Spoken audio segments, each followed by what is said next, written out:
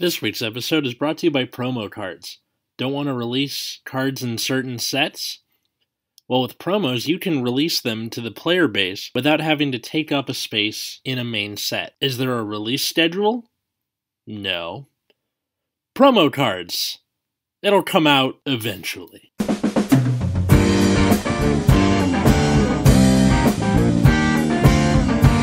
everybody, welcome to Nexus at Night. When it rains, it pours here in LA, and by that I mean traffic is at least an hour and a half going in any direction. I'm Atlas. I'm Matt.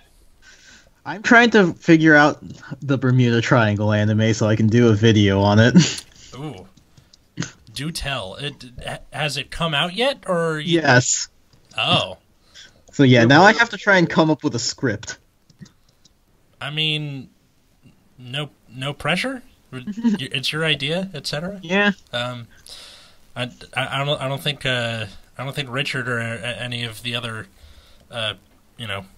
Actually, Richard's the only one who really follows up on stuff. I don't think he's gonna, put pressure on you. Anyway, today we're here talking about promos in Vanguard because sometimes Bushiroad likes to, give people free cards that go to their events, or when you buy a box of Vanguard stuff, or when you wasn't there a thing where you could buy a video game and then it would come with the game or something?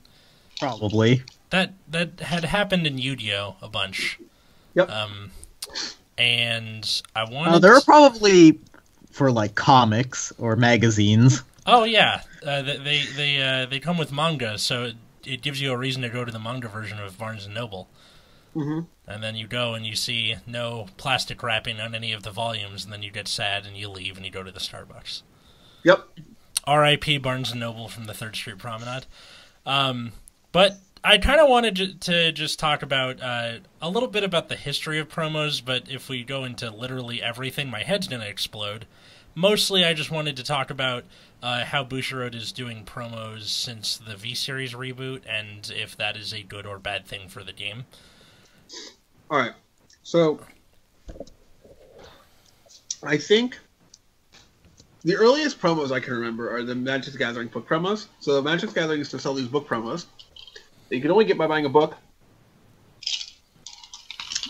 And the first one, or one of the early ones they made, was a card called Mana Crypt. Mm-hmm. And for it was a 0-mana artifact that taps to add 2 colorless mana to your mana pool. And at the beginning of your upkeep, you flip a coin. If you lose the flip, you take 3 damage. That's good. 0-mana artifact that adds 2 mana. And and this was not in any set. Does the mana come in, not stood, what's the magic version of stood? Yeah, the thing comes in untapped. Untapped, thank you. You can tap it that turn and start adding mana right away. That would be the equivalent of just, if anybody listened to a few episodes ago with Proof's idea for going second with the coin. That's giving you 2 free coins of honorable action. Yeah, it's just absolutely massive, right? Oh, yeah. And, this was the only printing of this card. You can only get this fucking book promo. Card ended up getting, super expensive because you can only get this book promo, right? And then Wizards let's not do that again. I bet. I mean... But Japanese card games, on the other hand, often tend to go toward these promos that you can only find in weird places. Not just tournament promos, but also, magazine promos, fucking... Tournament promos, special event promos, Blu-ray promos, box topper promos. Yeah, box toppers. I mean, box toppers and, local tournament promos aren't really that bad, I guess, because in that particular case, you're getting a promo for already, playing the game. And right. I mean that in a more general sense, not sitting down and stand-up Vanguard. I mean buying their products or going to their tournaments or that kind of thing. But what if somebody joins the game late and has to go back and find these things?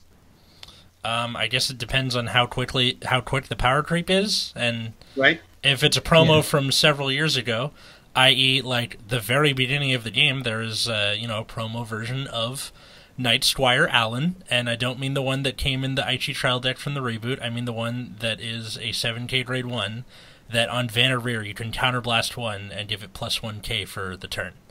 that was a promo. It's not just that, right? Like, there are promos like in Vanguard that like came out, or like, so there's a couple of problems I have with how Vanguard promos are done. Mm-hmm. One is that the release, we don't like know when they're showing up ever. Yeah. Like, we see Japan get these promos, right? And we're like, oh shit, are we ever going to get this thing? Like, the question is not when we get this, it's going to be sweet. It's, are we even going to get it? That's like, there have been many promos that came out in Japan, and by the same release schedule, we just never got them till years later. Savage Trooper, where are you? There are some cards that would like define the meta and make some decks that we just never got. A good example. Go ahead. Sorry, go on. When Daikaiser came out, Japan has this promo called Go Eagle, which basically, if you break right on it, it gets 2 additional crit. And we were like, oh shit, it was 4 crit guard break, easy. And like, we just never got that card. Not because the card was good, we just never got it. Was that deck like a big deal in Japan though? At its peak? People were playing Crazy Diamond. Or like somebody popped Crazy Diamond around that time, but like before that card existed. And that card came out, and the deck still wasn't doing anything. Crazy Diamond was the thing that ran the beginning of the Enigman Ride chain, and then a bunch of grade 3s, right? That's from... Yeah. Okay. So like, the deck, like, wasn't very good. It was just really donkey. You just randomly get donked by it, and you're like, okay. But, like... I just thought of it... Eddie Murphy's character on Shrek when you said donkey, not... this deck wasn't very good, and I don't think Go would change. But they just like print these cards, and we can never see them in the United States or in the West, rather. So like, as far as the secondary market, though, because these cards show up in weird places and become hard to find, we also had some staple cards like Flying Librarian that were like $15-20 before they got reprints. Oh, Flying Librarian! I don't even remember if Flying Librarian ever got reprinted. I just remember her being super expensive in the deck for a while. I mean, even early in the game, we had cards like Purple Trapezist being very expensive. Yeah. Yeah, I think it was still $20 at the end of G-Era. Yeah, Flying Librarian, never got a reprint. She got 3 different promo print runs, being promo number 319, 365, and 693 in Japan, and 200 in English, and that was it. Mm-hmm.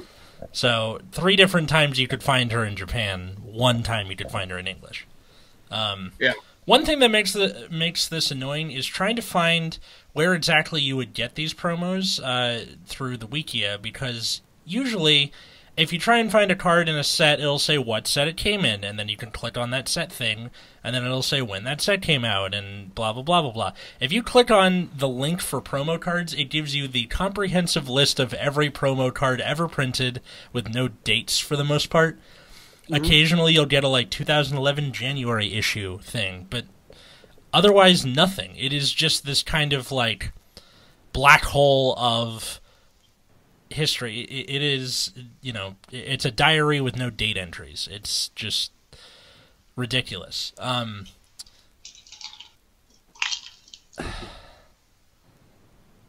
Flying Librarian. Also, it seems like Dark Irregulars had a lot of promos that were important to the deck. And occasionally Bouchard will throw English players a bone. I am going to refer to a story that I still owe Matt like a beer or something for, because back when all 3 of us were in college, there was a deck that had come out in Japan using Bladewing Sullivan and Bladewing Tybalt as the main grade 3 and Stride, but it also used a card called Were Tiger Jaeger. Were Tiger Jaeger was a grade 1 promo in Japan only at the time, and the effect was if it's put into your soul by the cost of effect or of your card during your turn, you can counterblast 1 to draw a card. In the soul, if your darkness is activated, meaning if a card has been put into soul this turn, you can counterblast 1 and discard a card. If the number of cards in your soul is 6 or more, you soul charge. Then if it's 10, you can put it into your hand. And then if it's in your hand, if you have 2 or more cards with a darkness ability in your soul, it becomes a stride fodder. This is a lot of effects on 1 card that for a long time was just a promo, and thank God Bushiroad decided to print it in Demonic Advent, GBT11. But Matt encouraged me to pick up all of the pieces for this deck, sans Jaeger, before this card was announced to be printed in English. And for that, thank you, because it's a good deck. It was a good deck. Pretty good for a while. Yeah. And it's still, you still use it in premium to an extent. But it was a card that, changed the tide of everything around it just by itself. And what prompts Bushiroad to put Japanese promo into English? We have no idea. That is one of the great mysteries of life. Isn't that part of the core problem with their promo philosophy is we have no idea whatever gets released, and half the time we only ever get promos if they get a main set reprint. Like on some baseline, we have an idea that certain promos will be available as monthly prize rewards for shop tournaments and participation rewards for going to their major regionals and all that stuff, but all of the random magazine promos and event promos, we have no idea when the hell they'll ever come out, if they come out. In English, we had an entire set that was just key reprints and a bunch of random ass promos that we never got that don't matter to anyone. Revival Collection, right? Yes. And we're getting another one of those soon, but I guess it's kind of telling about their philosophy that we needed an entire auxiliary set just to dump these old crap cards that we never got.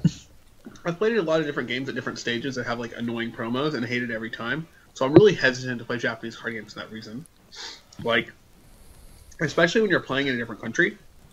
If I'm playing a game that's not supported in the US, then promos are a huge deal all of a sudden.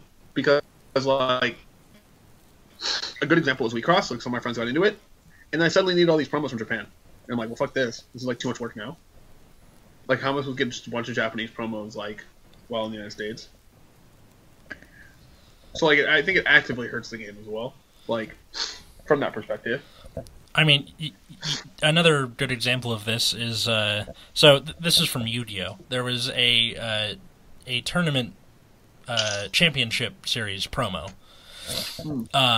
Minerva the Exalted Lightsworn, which basically it kind of made the deck go round, and you could only win it by winning this event, and they would give it to you. Which meant that Lightsworn, if you wanted the deck to be good, was kind of, prohibitively out of reach unless you were some kind of eccentric millionaire or something who was super into Yu-Gi-Oh! I'm not sure how that happens. It doesn't. So basically you have to be Seto Kaiba to have this card. It was only $2,000 or $3,000 at its peak. It's fine. Eventually they did reprint it in, other sets. That was 2 years later. But still, it's... Were Lightsworn still relevant when they did that? I don't know. I would recommend going and watching YouTubers? UDTubers? Is that what they're called? Yes, I think so. Yeah, UDTubers. They'll tell you, because I don't really keep a big eye on Yu-Gi-Oh! Occasionally I'll come in and check on it, and then it's stuff like that sends me to nope, I'm out. So let me think about different card games and different promos that have annoyed the piss out of me and made me not want to play the game. Pokemon many, many years ago, there's a Team Galactic Crobat that was kind of hard to get. It was basically on play. It was a basic Crobat that on place put a damage counter on one of your opponent's Pokemon. Pretty good. Okay. Let's see, what else? Like I said, we cross promos for green cards. This one didn't make me want to quit, but made me very frustrated. And as long as the same vein of what we're talking about, Nexus of Fate for Magic the Gathering, where Wizards, in their infinite wisdom, decided to make a buy-a-box promo that you could not get in the set. The first one was pretty bad. Probably weren't going to play it, right? The second one was really absurd. Go on. So now the card you can only get by buying a box, pre-ordering a box specifically. that's actively very good. So you had to pre-order it. Uh-huh. Yep. Huh. It was a buy a box promo with Guilds of Ravnica. Or not Guilds of Ravnica, the one before that, M19. So that card was basically pay to win, which card games technically kind of are, but like to a higher, more tangible degree beyond just buying a good deck. Right. So it was like, the first one in Dominaria was kind of shit, so I was like, whatever. But this one, everyone was like, why? It's an instant speed, take an extra turn after this one. Well, shit. Just like, please. So like, that kind of already drove everyone mad. And I was like, this is the exact problem I have with like other games when they do this shit. Where, like, they just make promos like impossible to get. It's like really frustrating. It makes it like, especially when they put them like DVDs or like Blu-rays or comic books or whatever. It's like really frustrating. Well, especially in something like that, because you'll have people going into bookstores just ripping open the plastic, taking the promo, and leaving. Mm-hmm. So now you have to like guard them in your bookstores or like not give a shit. And like for Weiss Schwartz is like a particularly bad one because they'll like put promos in, like they'll put promos in Blu-rays and make it a random promo. Ugh. So promos get to, so there's like $40 cards that are like not very good, like they're just like kind of medium just because they're like Blu-ray promos. I feel like there should be more ways to get promos aside from just like TCG Player, which, you know, that's not, you know, Bushiroad sponsored. It's just people putting cards up for sale. Yeah. So it is unfortunately kind of a slave to the secondary market, which is why you get wacky shit like, oh my god, someone bought out all the thing, and then someone put up a ridiculous like $20 you know, Bowmane, and then someone bought it, so that's the price of Bowmane now. Yeah, it's just I guess they have announced like a second revival collection. I don't know if this one is going to be international or just English only again for like key cards, but I guess that might just be their new philosophy for releasing promos, is just these revival collections every now and then. That's not the worst thing ever. It's something, you know. It's English only, and we get it in April. Okay, cool. So it's coming with, you know, D's and all of the Zeroth dragons, so cool, that's nice. But the way it's working is all clans get one G unit, one G guardian, and one, you know, stride fodder. Or it says grade 1 stride support, which I assume means stride fodder. Yes, it does. Okay, so like, that's cool and everything, but there are some clans I literally cannot think what you would print in these. Like, Great Nature still doesn't have a reprint of Crayon Tiger, which is a goddamn staple in Premium. And this is, you know, this set is for Premium. It, you know, strides, G's, etc. And yet it's like, it's the, you know, it's the right idea, but the, you know, kind of flattened, you know, fell on their face a little bit. How unfortunate. Right. All right, so now I guess that brings us to today, because the, you know, everything from before V-Series is kind of a gargle mesh of history and things like that. And what Bushiroad seems to be doing in, you know, post-reboot is they're making these promos that are pretty fucking good. And look no further for that than Control F, Sunlight Garden's Guide. So it's a grade 2 for Neonectar. On Vanner Rear, when placed, call up to the same number of plant tokens as the number of plant tokens on your R to open R. So just double the number of plant tokens you have. It's free, and this is basically what is making Neonectar a top-tier threat in Japan, and we're getting it in English rather quickly. I can't remember what it is we're getting it for. I think it's tournament entry? Tournament entry for a regional? I think so, yeah. God forbid there's no regional in your area. Yeah. Yeah, or maybe you just really want to Or even worse, that time like the first regional they're giving out versus any of the other ones. You're just like, well, got to pay out the ass for this. What do you mean? Like the regionals don't all happen at the same time, right? Yeah. So like, there's gonna be some early regionals where people have this card. Oh. And then later you'd get. God forbid. Exactly. A lot of the promos, aside from Sunlight Gardens Guide, this is like just its own kind of anomaly. But there are cards that I think just make the deck better without it, breaking it. You have things like Samurai Spirit and Stealth Millipede and Savage Trooper, where I fucking want them already.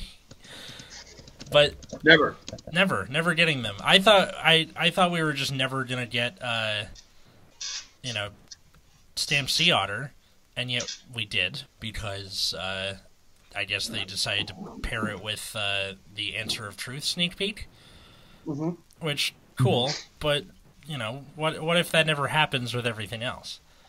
Right, and so we're just kind of at Bushiroad's whim, basically. Bushiroad's going to do what we do, and we just have to handle it as it happens. Which means, like, if a deck basically becomes much better with the promo than without, you're like, do I even pick up this deck? Because I don't know when I'm getting this promo. If at all. Yeah. Right. I know exactly what we should do because of this. Start a religion.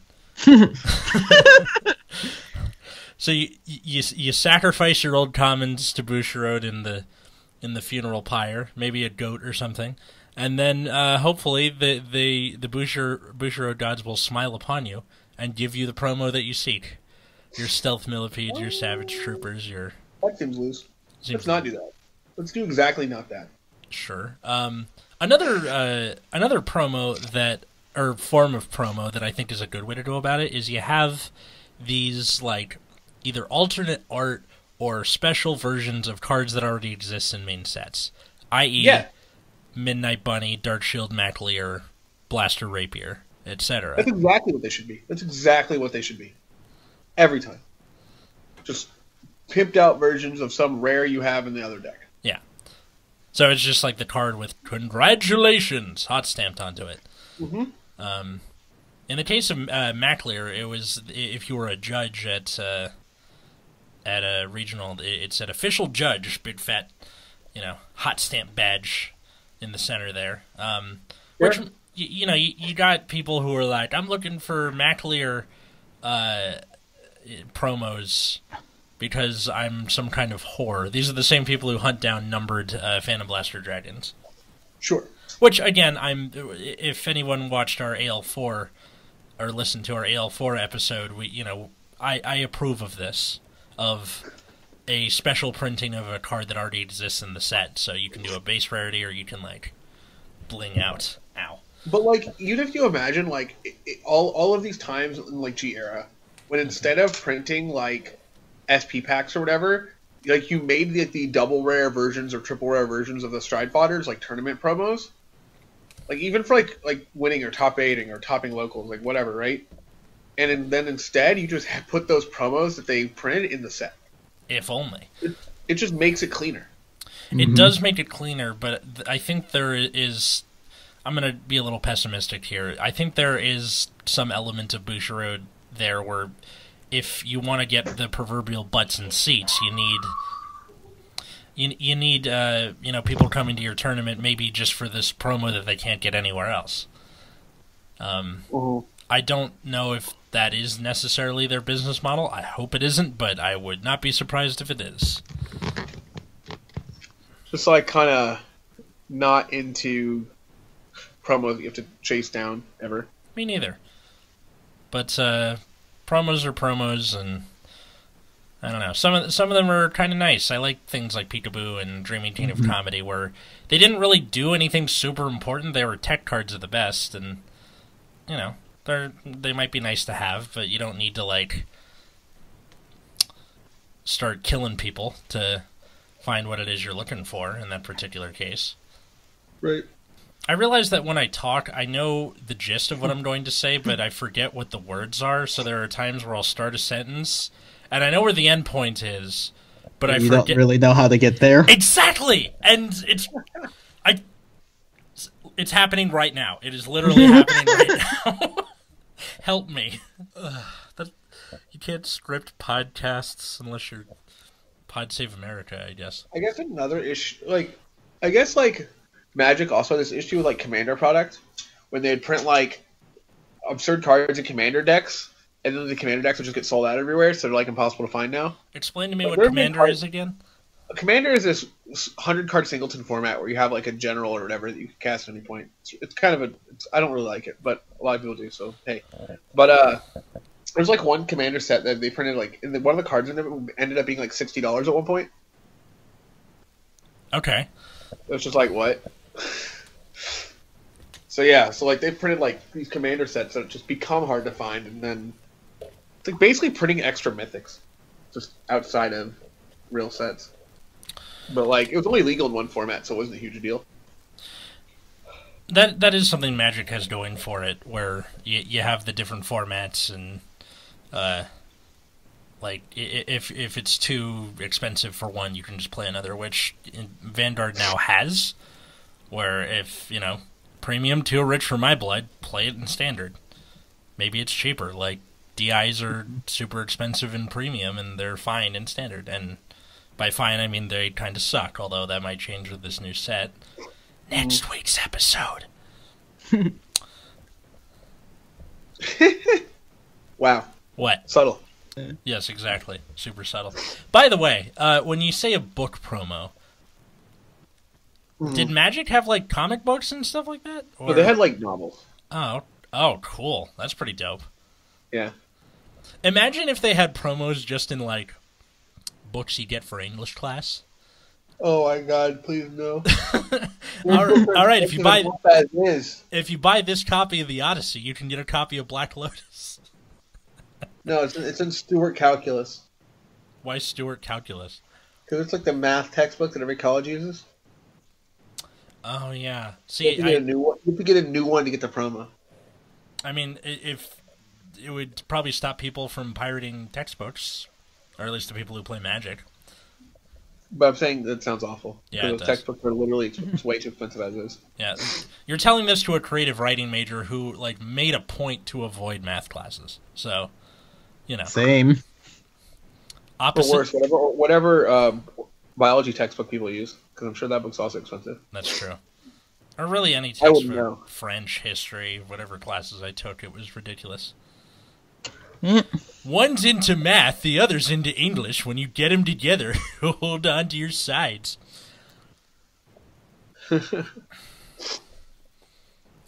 We would make a terrible sitcom because it would just be us inside joking with each other.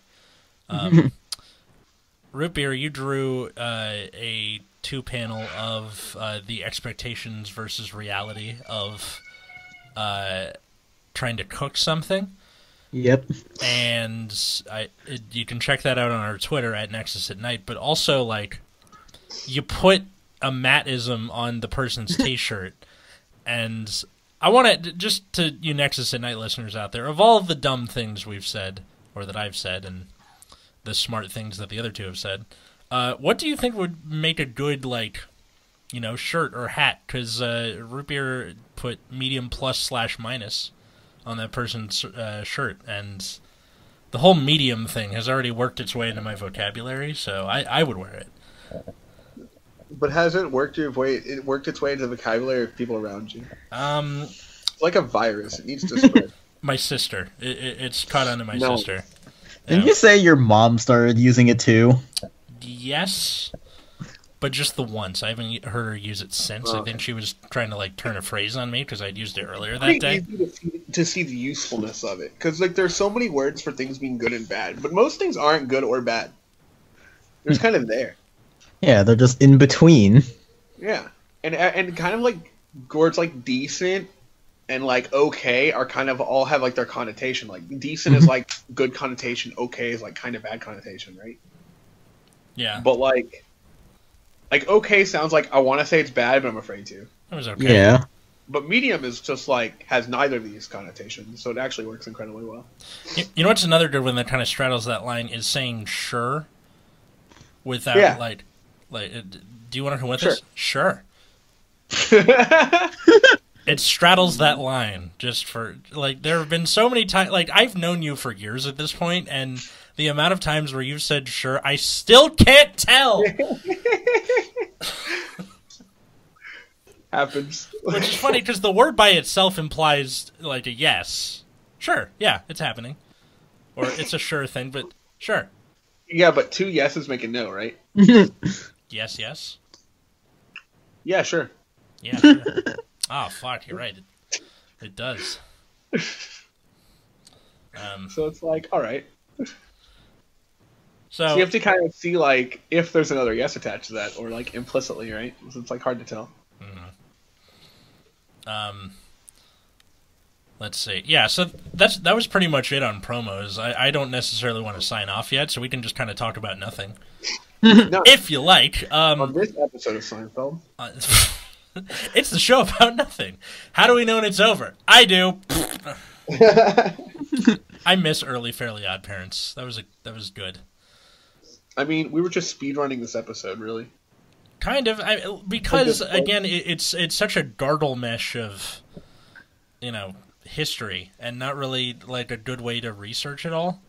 And unless somebody's been keeping some sort of weird volume of what date exactly and where all of these promos came from. How have they been releasing promos recently? Have they just been like shop tournament stuff, or have they just not? It's all been either shop tournament promo stuff, major Bushiroad tournaments, or box and or sneak peek kit toppers. I see. Which is all easy to do, and especially because we're near the beginning of the reboot, people are buying a lot of packs. Mm-hmm. So there's a lot of. I have like 8 stamped Sea Otters because I'm kind of the only guy at my locals who plays Great Nature. So I was literally having them thrown at me. Nice.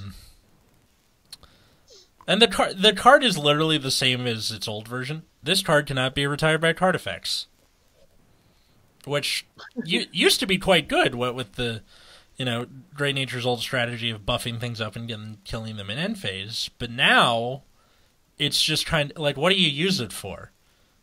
Anti-Shadow Paladin stuff? That's what I'm using it for. But it's just kind of a placeholder. Mm-hmm. Or attack. I mean, Great Nature didn't have a lot of stuff to really fill out its lineup much anyway, so fine. But, I don't know.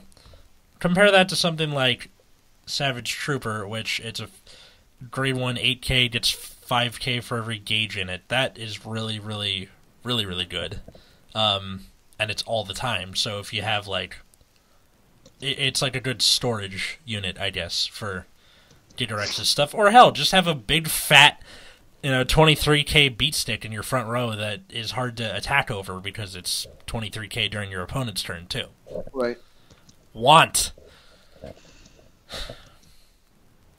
Stealth Millipede? I'm not really sure. You're never gonna get it, so you might as well just give it up. I shed a single tear for my Tachikaze brethren. For Mega Colony, there's Stealth Millipede. Grade 1, 7k. If it's in rest, all of your opponent's rear guards in the same column can't stand. And then when it's attacked or the attacked it boosted hits, you can put it into your soul and countercharge. It says this effect is mandatory. I don't know why I said can then. But, yeah, it's a good card. And should probably come out already. But we're just kind of sitting here with our thumbs up our asses. Same. Wait.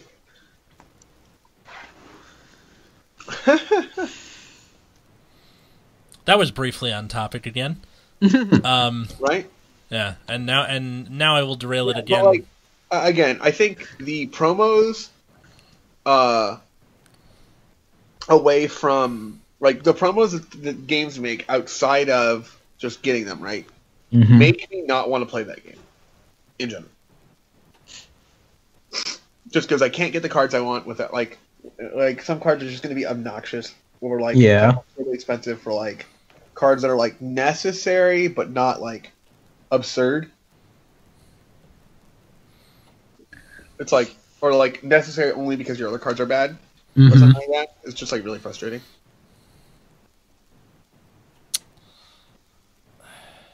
Congratulations.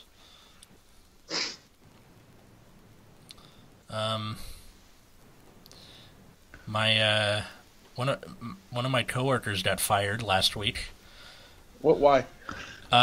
So I've talked about this a lot off mic, but I had this fellow coworker who was like she was very lazy. She was good at her job, but just come in late constantly, call out constantly, leave early, and kind of left me holding the bag a lot. And then also, this is another weird quirk that isn't part of her, how she works or anything, but she would just get references and idioms wrong. Amazing. Yeah, so she would say things like "Johnny's here" and "Hello Vietnam," and I'm like, "You mean what? Good Morning Vietnam?" The title of the movie. My favorite thing ever that she ever said was one morning she came in on a particularly chilly morning, and as she was taking off her sweater, she said, "It's really nipply outside." That's correct, though. And I'm like, "Yep, that's objectively better. We're keeping that." But just but it was kind of the thing where like it was 10:30 in the morning on a Friday, and she gets called into one of the higher ups' offices, and I assume is going to get yelled at like she does every couple of weeks. And then she left and never returned. And then that happened with one of the receptionists immediately after. Interesting. Well, so you dodged the review. Yeah, but like, it kind of felt like being like a soldier in World War I and seeing two of your I'm sure it felt nothing like that. First of all, well, just like seeing two of your friends picked off by a sniper and you're still alive. It's a little alarming. Not to. See, again, I know what I'm supposed to be saying, but I forgot the words for it. Not definitely sucks. Not to disenfranchise the soldiers of World War I, but just people just get fired all the time, man. Yeah. Sucks, but so goes. Yep. And I pour one out for my homies. Yep. And I pour one out for the promos that will never get released in English because... Savage Trooper, press F to pay respects. Where did that meme come from, by the way? I've been trying to figure that out forever. It was from one of the Call of Duty games, so you're like attending your friend's funeral, and then during the cutscene, they just randomly decided, instead of having your character just go through the motions in the cutscene, you had to specifically press the interact key to salute your dead friend, and by default, it is the F key. So it was just this really weird, jarring decision where you're in the middle of like this somber funeral scene, and all of a sudden the prompt comes on screen: press F to pay respects. Absolutely bizarre. That's wow. I kind of want to see what Know Your Meme says about it, because it always says something funny. Let's see. Press F to pay respects is an action prompt featured in a QuickTime event from the God, go away, fucking okay. From the 2014 blah blah blah Call of Duty Advanced Warfare. Upon the release of the game in November 2014, many players of the game mocked the funeral cutscene for its forced elements of interactivity that seemed out of place at a memorial service. Oh my god, spread. On November 2nd, YouTuber Doku uploaded a video of the Call of Duty sequence titled Press X to Pay Respects, in which the player is prompted upon touching the casket. On November 3rd, late-night show celebrity Conan O'Brien reviewed the video game on his Clueless Gamer episode and criticized most of the gameplay, including the Press X to Pay Respects scene. On November 4th, Redditor or whoever submitted a post asking why people were mocking the action cue to the Out of the Loop subreddit.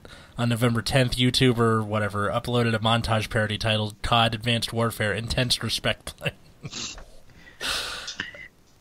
Ugh.